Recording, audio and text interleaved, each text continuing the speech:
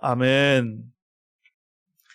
자, 우리는 지난주 수요일에 아버지의 재산을 헤프게 사용한 아들을 통해서 헤픈 인간을 헤프게 사랑하시는 하나님에 대해서 우리가 첫 번째 이야기를 나눴습니다. 오늘은 저희들이 이제 두 번째 이야기를 나눕니다. 이 둘째 아들은 여러분 같이 아버지에게 재산을 요구했고 아버지는 둘째 아들에게 재산을 나누어 주었습니다. 자, 12절 한번 읽어볼까요? 12절 다시 한번 읽어보겠습니다. 12절 시작. 그 둘째가 아버지에게 말하되 아버지여 재산 중에 내게 돌아올 분깃을 내게 주소서 하는지라. 아비가 그 살림을 각각 나누어 주었더니 아멘. 자, 여기 보면은요, 우리가 쉽게 넘어가 버리는 굉장히 중요한 단어임에도 불구하고 우리가 쉽게 넘어가는 단어가 하나가 있습니다. 그게 바로 뭐냐면은 살림이라는 단어입니다. 살림. 우리말 성경에는 살림으로 번역된 이 헬라어 단어가 매우 의미심장한 단어입니다. 무슨 단어를 쓰고 있냐면 비오스라고 하는 단어를 쓰고 있습니다. 비오스. 이 비오스의 원래의 뜻은 뭐냐면 생명이라는 뜻입니다. 생명. 재산을 표현하는 다른 단어들도 많이 있습니다. 이 재산을 표현할 수, 살림을 표현할 수 있는 이런 다른 헬라어 단어들도 많이 있는데 왜 예수님은 굳이 이 살림이라는 단어를 우리말로 살림이라고 번역된 이 단어를 생명을 뜻하는 비오스라고 하는 단어를 사용하였을까라고 하는 것이죠. 그러면은 원어에 그 비추어서 이 말씀을 말하면 이렇게 말할 수 있죠. 아버지가 생명을 각각 나누어 주었더니 이렇게 생각해 볼 수가 있는 것이죠. 우리말 성경에는 살림이라 나와 있지만 지금 우리 시대는 이게 잘 이해가 되지 않죠. 예수님께서 왜 생명이라는 단어를 사용했을까라고 하는 것들이 잘 이해가 되지 않지만 예수님 당시는요, 농경과 목축 사이였습니다. 목축 사이였어요. 그러니까 농사를 짓는다든지 목축을 해서 먹고 사는 시대였다라고 하는 것이죠. 이런 문화권에서 여러분 중요한 게 뭡니까? 땅입니다. 땅. 땅은 생명과 같은 거예요. 왜요? 땅을 얼마만큼 확보하고 있냐에 따라서 거기서 뭐가 나오는 거예요? 농산물이 나오는 것이죠. 땅을 얼마만큼 가지고 있냐에 따라서 거기서 이제 뭘 키우겠어요? 양도 키우고 소도 키우고 염소도 키울 거 아닙니까? 그러니까 결국 뭐냐면은 그 당시에 땅이라고 하는 것은 생명과 같은 것이었습니다. 땅을 잃어버리는 것은 곧 생명의 일부를 잃어버린 것과 똑같은 거예요. 아들이 재산을 요구하는 것은 곧 뭘 요구하는 것입니까? 땅을 요구하는 것이죠. 지금 우리가 지금처럼 아버지 저에게 재산 주소서 해서 돈을 달라는 얘기가 아니에요. 아버지의 기업이 뭡니까? 땅이니까 땅을 달라는 거예요. 땅을. 내게 줄 땅을 주십시오라고 하는 것이죠.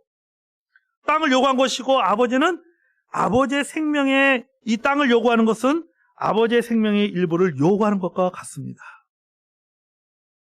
그래서 여기에 예수님께서 비오스라고 하는 단어로 번역한 거예요. 땅에서는 모든 농작물이 나는데 땅이 없으면 농작물을 거둘 수 없잖아요. 그럼 먹어야 사는데 못 먹는 거죠. 그러면은 못 먹으면 어때요? 죽을 수밖에 없는 것이죠. 그러니까 땅이라고 하는 것은 비오스예요. 그러니까 아버지가 둘째 아들에게 나눠준 것은 그것은 생명을 나눠준 겁니다. 생명, 자신의 생명을 나눠준 거예요. 아마도 당시에 이런 일이 있었다면요, 주변 사람들이 둘째 아들을 뭐라고 말하겠습니까? 저 때려잡아 죽어도 시원찮을 놈. 그렇지 않겠어요? 아버지는 아들로 해서 마음에 큰 상처를 입었을 겁니다. 그러면 대개는 거절하거나 또는 복수합니다. 땅은 고사하고 동네 사람들에게 이야기해서 아마 돌에 쳐맞아 죽게 만들었을 것입니다. 그러나 아버지는 그렇게 하지 않았어요. 왜요? 사랑하는 아들이기 때문이죠. 사랑하기 때문에 상처를 입어도 참고 견딥니다.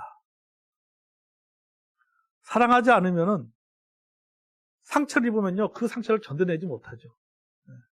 그렇지만은 이 아버지는 그 아들을 사랑하기 때문에 아들로부터 받은 그 상처를 본인이 그것을 견디어내고 있는 것입니다. 제가 지난주 주일 설교하면서 여러분 이런 얘기 했잖아요. 먼저 사랑하는 사람, 더 많이 사랑하는 사람이 뭐라고요? 약자다 그랬잖아요. 먼저 많이 사랑하는 사람, 더 많이 사랑하는 사람이 약자가 될 수밖에 없습니다. 왜냐하면 더 많이 사랑하기 때문이에요. 더 많이 먼저 사랑하기 때문입니다. 그러니까 아버지는 이 둘째 아들에게 약자가 될 수밖에 없습니다. 왜냐하면 아들을 더 많이 사랑하기 때문이에요. 둘째 아들이 아버지를 사랑하는 것보다도 이 아버지가 둘째 아들을 사랑하는 마음이 더 많은 거예요. 그러니까는 이 아들 앞에서는 이 아버지는 약자가 될 수밖에 없는 겁니다. 아들이 자기에게 상처를 줬지만은 그럼에도 불구하고 사랑하기 때문에 그 상처에 대해서 보복하지 못하고 그 상처를 그대로 고스란히 받고 참고 견뎌낼 수밖에 없는 것입니다. 여러분, 탕자의 아버지는 누구를 상징한다고 했습니까? 하나님을 상징한다고 했습니다. 하나님 아버지를 상징합니다. 우리는요, 둘째 아들과 같은 탕자였습니다. 여러분, 이런 우리를 더 많이 사랑하기에 하나님께서 자신의 생명을 나눠주신 거예요. 아버지가 둘째 아들에게 자신의 생명을 나눠주었던 것처럼 하나님께서 우리를 사랑하기 때문에 우리에게 뭘 나눠주시냐면 자신의 생명을 나눠주신 거예요. 그 생명이 바로 누굽니까? 예수 그리스도입니다. 아멘. 예수 그리스도예요. 빌립보서 2장 6절에서 8절의 말씀을 읽어볼까요? 우리 빌립보서 2장 6절에서 8절 말씀 읽어보겠습니다.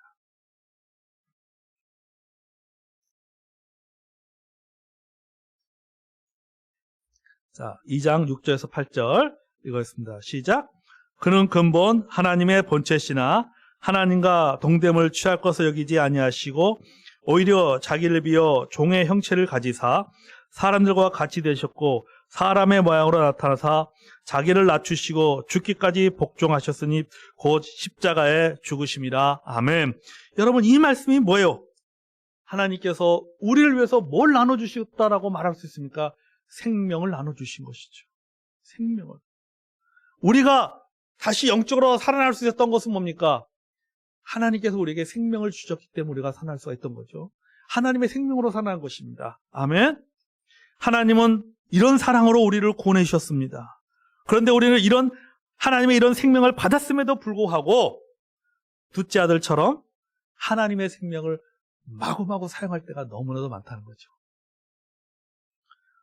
로마서에 보면은 너희 지체를 의의 병기로 하나님께 드리라고 했지만은 자신을 불의의 병기로 드릴 때가 많았습니다. 그럼에도 불구하고 돌아오면은 하나님은 받아주십니다. 아멘. 우리가 끊임없이 돌아가잖아요. 뭘로 돌아갑니까? 하나님 앞에 회개함으로 돌아갑니다. 회개라고 하는 것이 돌아가는 거니까, 유턴이 돌아간다는 뜻이니까요. 우리 회개함으로 끊임없이 돌아갑니다. 돌아갈 때마다 하나님께서 늘 항상 받아주세요. 그러니까 하나님의 집의 문은 잠겨 있는 것이 아니라 뭐예요? 항상 열려 있는 거예요. 항상 열려 있는 거예요. 우리 본문으로 돌아가서 우리 18절 19절 보겠습니다. 누가복음 15장. 다시 본문으로 돌아가서 누가복음 15장 18절 19절 한번 읽어보겠습니다. 자, 누가복음 15장 18절과 19절 읽어볼까요? 자, 시작. 내가 일어나 아버지께 가서 이르기를 아버지, 내가 하늘과 아버지께 죄를 지었사오니 지금부터는 아버지의 아들아 일컬음을 감당하지 못하겠나이다. 나를 품꾼의 하나로 벗어서 하리라 하고. 자, 아들은 분명하게 하늘과 아버지께 죄를 지었다고 고백했습니다. 자, 여기서 하늘은 무엇을 말한다고 했죠? 하나님이라고 했죠. 그러니까 이 아들은 내가 하나님과 아버지에게 죄를 지었다고 고백했습니다. 맞습니다. 죄를 지었죠. 이 둘째 아들은 자신의 죄가 무엇인지 너무나도 잘 알고 있었습니다. 자신의 죄에 대해서 인식하고 있었던 거죠. 내가 죄인이구나. 내가 잘못했구나. 알고 있었다. 그러면서 뭐라고 말합니까? 이제는 내가 아들이 아니라 뭐가 되겠다? 아버지 집에 품꾼이 되겠다. 일꾼이 되겠다라고 했습니다. 그러니까 여러분이 보면요. 이 아들의 생각은 지극히 상식적이에요. 이게 일반적인 생각 아닙니까? 내가 죄를 지었구나. 내가 하나님께 죄를 지었고 내가 아버지께 죄를 지었구나. 내가 다시 옛날에 그 둘째 아들의 위치로 돌아간다는 그것은 말도 안 된다. 네, 말도 안 되고 그냥 일꾼으로 살아가는 것이 낫다. 살아가는 것이 당연한 것이다라고 이 아들은, 둘째 아들은 생각한 것이고, 이것이 일반적인 생각이에요. 그러니까 지극히 상식적인 생각입니다. 아니, 지금 대형 사고를 쳐놓고서는 아들의 대우를 받으려고 하면 안 되죠. 사고를 쳐도 크게 쳤지 않습니까? 그리고 똑같이 옛날처럼 뻔뻔하게 아버지 앞에 가서 아버지는 아들 돌아왔어요 하고 말할 수 있겠습니까? 그럼 그거는 상식이 안 맞는 거예요. 상식이라고 하는 것은 뭐냐면은 일반적으로 사람들이 생각하는 상식이라고 하는 것은 뭐냐면요, 아들로 돌아가는 것이 아니라 품꾼으로 돌아가는 거예요. 품꾼으로 받아주는 것도 감사하게 생각해야지. 그거조차도 감사하게 생각해야죠. 여러분, 이게 상식이고 이게 율법입니다. 이게 율법이에요. 이게 율법은 죄를 지었으면은 죄에 합당한 처벌을 받는 것이 율법입니다. 랍비의 가르침에 따르면요, 아들은 사죄만이 아니라 아버지의 재산에 손해를 끼친 것에 대해서 배상해야 될 책임이 있다고 했어요. 랍비들은 그렇게 가르칩니다. 배상의 책임까지 있다. 왜요? 그 아들의 잘못된 행동 하나로 말미암아 그 집안뿐만 아니라 그 마을이 수치를 당하는 것이었어요. 그러니까 소위 말해서 정신적인 배상을 해야 되는 것이죠. 정신적인 배상을.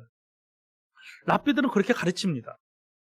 그래서 아들도 일꾼이 되겠다 한 것이죠. 그러니까 율법에 따른 책임에 대해 질 각오를 하고 있었다라고 하는 것입니다. 이 율법이 있고 랍비의 가르침이 있었기 때문에 랍비의 가르침에 따라서, 율법에 따라서 내가 이것을 책임을 지는 것은 마땅하다.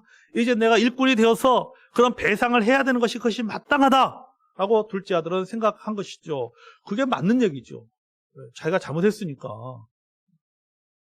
그런데 그 말을 꺼내기도 전에 아버지가 아들을 끌어안았어요. 끌어안았잖아요. 보면은. 이 아들의 아버지한테 가서, 아버지, 제가 이제 하늘과 아버지께 죄를 지었습니다. 이제 나를 안 하는 아들이 아니라 이제 일꾼으로 살겠습니다라고 말하지 않았어요, 아직. 그냥 생각만 하고 있었고 결심만 하고 있었는지 말하지 않은 겁니다. 그런데 아버지가 아들이 말하기도 전에 그 아들을 끌어안습니다. 20절 읽어보겠습니다. 자, 시작. 이에 일어나서 아버지께로 돌아가니라. 아직도 거리가 먼데 아버지가 그를 보고 치근히 여겨 달려가 목을 안고 입을 맞추니. 아멘. 아직도 거리가 먼데 아버지가 그를 보고 라고 말하고 있어요. 아들이 아버지를 본 것이 아니라 아버지가 먼저 아들을 보았습니다. 자녀들이 중학교라든지 고등학교 졸업할 때 부모님들이 졸업식장 가잖아요. 식장에 가서 보면요, 똑같이 그 학교 강당에 또는 운동장에 똑같은 교복을 입고 쫙 서 있습니다. 다른 사람 볼 때는요, 그 아이가 그 아이처럼 보이고, 그죠? 가가 가로 보인단 말이죠. 네. 그런데 부모의 눈은 다릅니다. 부모의 눈은 달라요. 부모는 자녀를 알아봅니다. 그 많은 똑같은 교복을 입고 있는 그 많은 학생 중에서도 제가 볼 때는 가가 간대. 예? 그 아이가 그 아이처럼 보이는데 부모가 볼 때는 아니에요. 그 많은 아이 중에서 자기의 자녀가 눈에 띕니다. 자녀가 보입니다. 왜요? 아이를 보고자 하는 간절한 마음이 있기 때문이죠. 이게 일종의 사랑이죠. 탕자의 아버지도 마찬가지입니다. 저기 거리가 먼데, 그러니까 거리가 먼 데는 멀리 있었던 거죠. 거리가 먼 데는 아직까지 잘 보이지 않는데도 불구하고 뭐 하는 거예요? 안 거죠. 저 내 아들이구나. 내 아들이구나 하는 거예요. 여러분 그렇지 않습니까? 그죠? 자녀들이 멀리 있어도 오는 거 보면은 알잖아요. 제가 내 아들인지 아닌지, 딸인지 아들인지 다 알단 말이죠. 내 자식인지 아닌지 다 알게 돼 있어요. 탕제 아버지도 마찬가지예요. 여러분, 아버지는 아들이 돌아오기만을 기다리고 있었던 것입니다. 아들이 돌아오기만을 간절한 마음으로 기다리고 있었기 때문에 예전의 모습과 달라도 자신의 아들이라는 것을 금방 알아볼 수 있었습니다. 집을 나갈 때에 아들의 옷차림, 집을 나갈 때 아들의 모습과 이제 집을 나가서 온갖 고생을 다 하고 진짜 다시 거지가 되어서 거지 차림으로 돌아온 아들, 완전히 다른 모습입니다. 나갈 때 완전히 다른 모습이에요. 그럼에도 불구하고 아버지는 그 아들을 알아보는 거죠. 여러분 그렇지 않습니까? 군대 간 아들이요, 훈련 마치고 퇴소한 날 부모님들이 훈련소에 갑니다. 그러면 이제 그 훈련 마치고 이제 훈련소 퇴소한 날 군복 입고 쫙 서 있단 말이죠. 군복 입고 쫙 서 있는데 보면은 분명히 훈련소 입대하기 전과 훈련소를 기초 군사 훈련을 마치고 그 훈련소를 퇴소할 때의 그 모습은 완전히 다른 모습입니다. 그런데 달라진 아들을 금방 알아차립니다. 이게 부모의 마음이고 하나님의 마음인 것이죠. 아멘.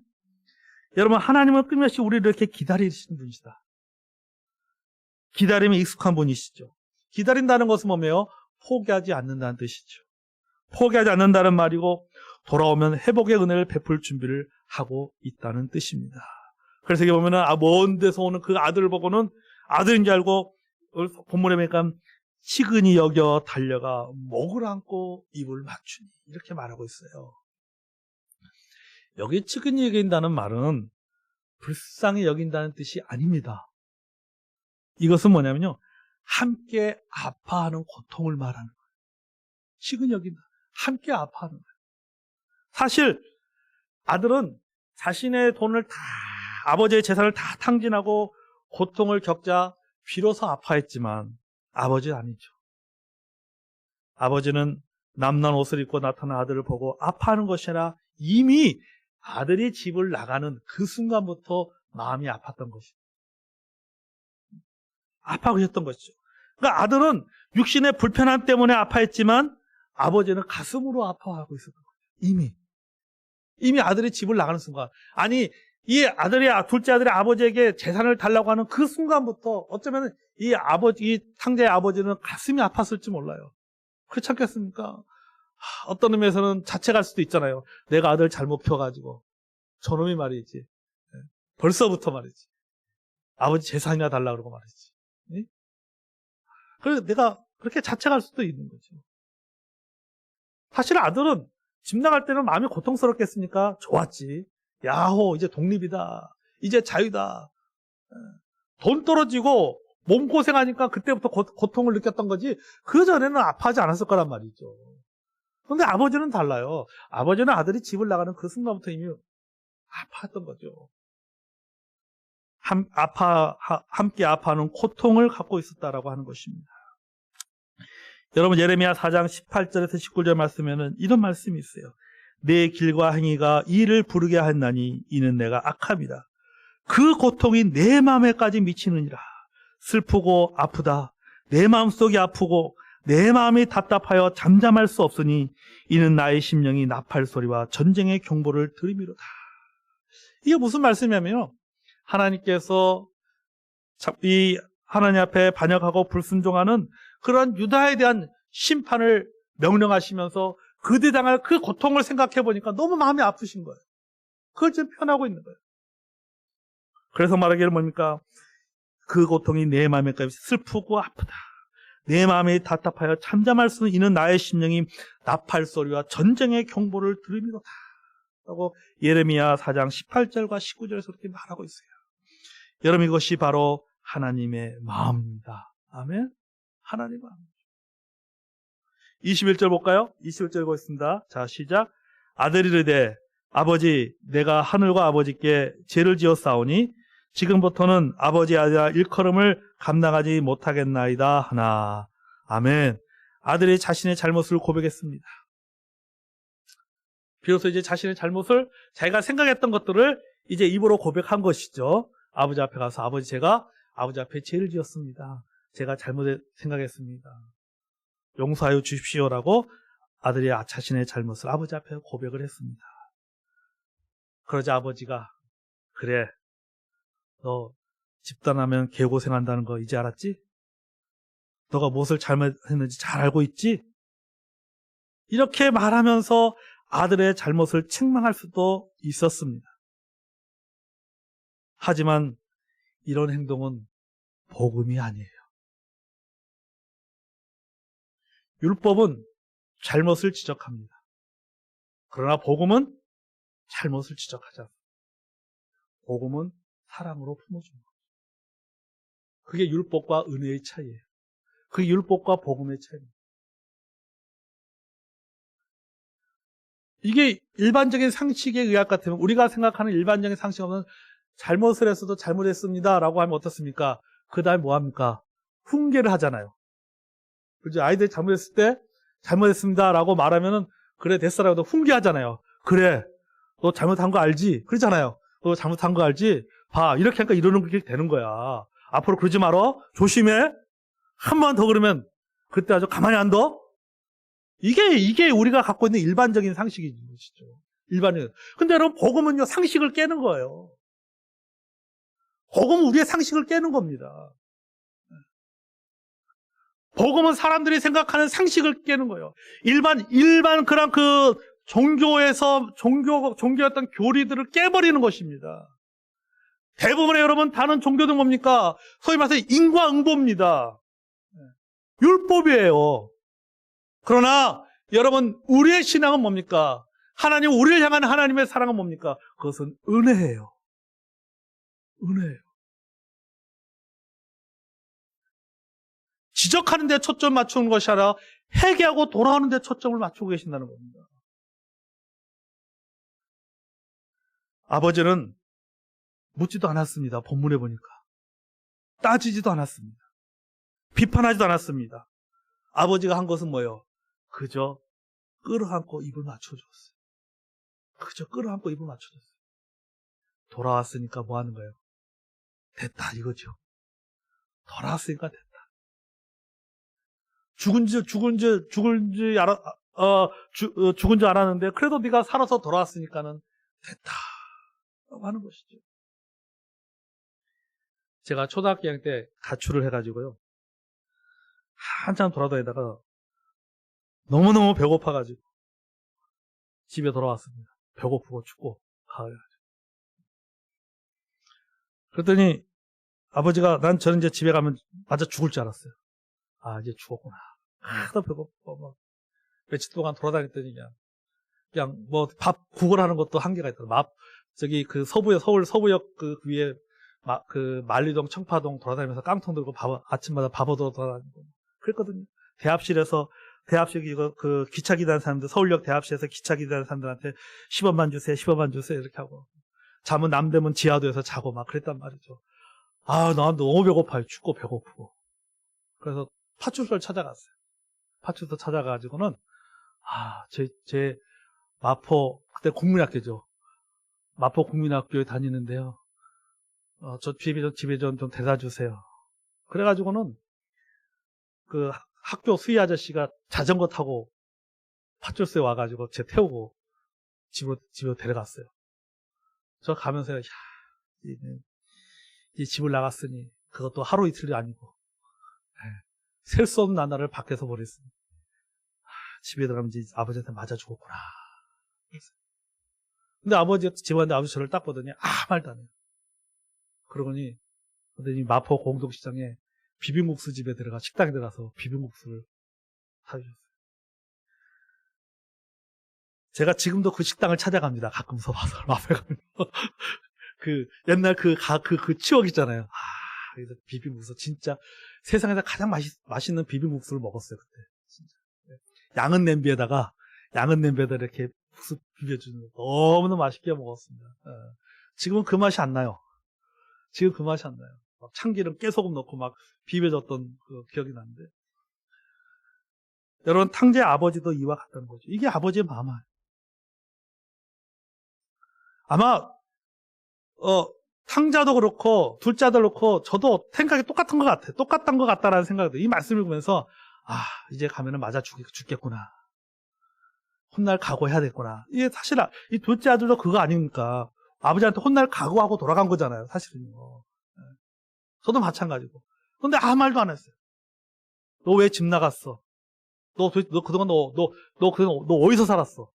뭐 먹고 살았어? 물어보지도 않고 그냥 배고프지 하면서 식당 가가지고 제가 비빔국수를 좋아하거든요. 식당 가서 비빔국수 한 그릇 사주시다. 그 다음에 일체 안 물어봤어요. 일체 안 물어보더라고. 이 탕자의 아버지도 마찬가지잖아요. 여러분, 이것이 하나님의 마음이고 사랑입니다. 아멘. 하나님은 말씀하셨어요. 난 너희의 죄와 불법을 다시 기억하지 아니한다라고 말씀하셨어요. 너희 죄를 내 등 뒤로 동이 서에서 먼 것 같이 너희 죄를 내 등 뒤로 던져버렸다라고 말씀하고 계십니다. 이게 뭐예요? 기억하지 않겠다라고 하는 것이죠. 돌아왔으면 됐다라고 하는 거예요. 이런 하나님의 마음이 그대로 스며 있는 것이 그것이 바로 뭡니까? 그게 바로 복음이에요. 복음. 22절에서 24절 읽어보겠습니다. 시작. 아버지는 종들에게 이르되 제일 좋은 옷을 내어다가 입히고 손에 가락지를 끼고 발에 신을 신기라. 그리고 살찐 송아지를 끌어다가 잡으라. 우리가 먹고 즐기자. 이 내 아들은 죽었다가 다시 살았으며 내가 잃었다가 다시 얻었노라 하니 그들이 즐거워하더라. 아멘. 여러분, 이 말씀을 보면요, 저는 로마서와 갈라디아서 생각납니다. 로마서와 갈라디아서 읽어보면요, 죄인이었던 우리가 예수 그리스도 통해서 구원받는 그 순간 하나님께서 선하신 놀라운 내용이 있습니다. 그게 뭔지 아세요? 의롭다라고 하는 것이죠. 의롭다라는 선언이에요. 의롭다. 여기서 볼 겁니까? 좋은 옷을 입히고 손에 가락지를 끼고 발에 신기를 신기고 했다는 것은 뭡니까? 그리고 송아지를 잡아서 잔치를 배설했다고 하는 것은 뭡니까? 이것은 뭡니까? 다시 너를 뭐로 맞이하겠다는 거예요? 둘째 아들로 맞이하겠다라고 하는 것이죠. 너는 죄인이 아니라 의인이라고 말씀하는 것과 똑같은 거예요. 더 이상 과거를 묻지 않겠다는 겁니다. 너는 의로운 사람이 되었다라고 하는 것입니다. 아버지는요, 둘째 아들을 집 나가 전에 그 모습, 그 아들로 지금 대우해 주었다라고 하는 것이죠. 한 번도 죄를 범하지 않은 아들처럼 그렇게 받아주셨어요. 이것이 바로 아버지의 파격적인 사랑이면서 동시에 여러분, 하나님의 파격적인 사랑입니다. 아멘. 손에 가락지를 끼고 발에 신을 신겼다라고 하는 것은요, 관계 회복을 말합니다. 자, 이 일을 통해서 이 아버지와의 관계 회복을 위해서 둘째 아들이 한 일이 있습니까? 하나도 없어요. 아무것도 없어요. 이것은 아버지의 일방적인 행동이고 호의입니다. 아들이 가락지를 끼워달라고 말하지도 않았어요. 새 옷을 입혀달라고 말하지도 않았습니다. 새로운 신발을 시켜달라고 말하지도 않았습니다. 잔치를 베풀어달라고 말하지도 않았습니까? 말하지도 않았는데 아버지가 그냥 다 한 거예요. 그죠? 손가락, 반지도 끼워주고 모든 걸 다 한 겁니다. 아버지의 일방적인 행동이죠. 아버지의 일방적인 호의죠. 여러분, 일방적인 호의가 뭐라고 했습니까? 두 자로. 은혜다라고 했잖아요. 은혜. 이것이 바로 하나님의 사랑이고 복음입니다. 아멘. 하나님은 우리 이렇게 말하니까 이렇게 아주 하나님 이 사랑을 이렇게 헤프게 사랑하시는 거예요. 그래서 남들이 볼 때 이거 너무 하는 거 아니야? 이거 낭비 아니야? 실제 여러분, 둘째 아들이 뭐라고 말합니까? 낭비한다고 말하잖아요. 아버지 어떻게 그럴 수 있습니까? 이렇게 얘기하잖아요. 저거 낭비하는 거다. 말도 안 된다, 저렇게 하는 것은. 그렇게 사람들은 생각하지만, 사람들은 그것이 해프다고 생각하지만은 아버지 입장에서는 그게 해픈 게 아니에요. 아버지 입장에서는 뭡니까? 사랑이죠, 사랑. 여러분, 하나님께서 우리 이렇게 사랑합니다. 아멘. 우리는 하나님 앞에 돌아가면요, 하나님은요, 묻지 않습니다. 따지지 않습니다.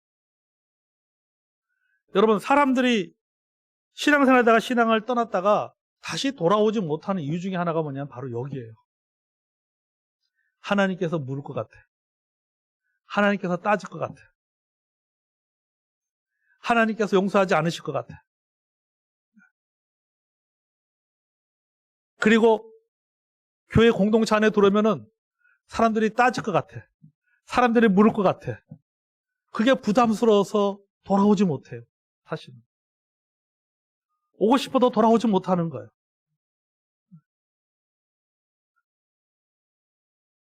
그렇죠, 여러분. 하나님 어떻습니까? 하나님은 묻지도 않고 따지지도 않습니다. 과거를 묻지 않습니다. 돌아오면 되는 거예요. 돌아오면 하나님은 품어주십니다. 여러분, 이런 하나님의 은혜로 구원받고 하나님의 이런 파격적인 사랑으로 구원받은 우리, 이런 하나님의 파격적인 사랑에 스며든 복음을 통해서 구원받은 우리입니다. 그렇죠? 그럼 우리 교회도 복음 공동체라면 우리도 이렇게 해야 되는 거예요, 사실. 누군가가 돌아올 때 그의 과거를 묻지 않거나 따지는 것이 아니라 품고 받아주는 것이 필요합니다. 아멘? 우리가 여러분 하나님께 그렇게 받았단 말이죠. 기독교 작가인 브레넥 머닝은 하나님의 절대 사랑에 대해서 이렇게 말했습니다. 내 메시지는 반세기가 지나도 변함이 없다. 하나님은 당신을 절대적으로 사랑하신다. 완벽한 모습이 아닌 있는 모습 그대로 말이다. 왜냐하면 그 누구도 완벽할 수 없기 때문이다. 이것은 은혜의 메시지다. 온종일 열심히 일한 일벌레나 5시 10분 전에 술 냄새를 풍기며 씩 웃으며 나타난 사람이나 급료를 똑같이 주시는 은혜. 죄의 악취가 진동하는 탕자를 향해 불이 나게 달려가 그의 겉옷을 감싸고 만일 그리고 그래도 따위는 무시하고 성대한 잔치를 여는 은혜.